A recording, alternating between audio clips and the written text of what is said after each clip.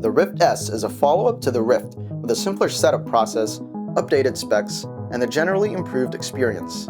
A series of cameras on the headset provide 6 degrees of freedom or 6 DOF position tracking without external sensors. This means you only need one USB 3.0 port on your PC instead of 3 like the original Rift. It uses DisplayPort instead of HDMI, so double-check your video outputs.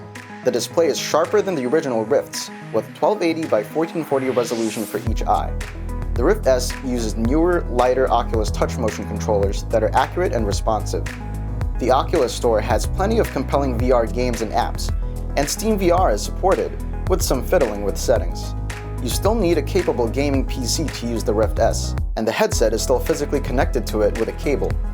The Rift S is a strong follow-up to the Rift, though we prefer the wire-free potential of the Quest.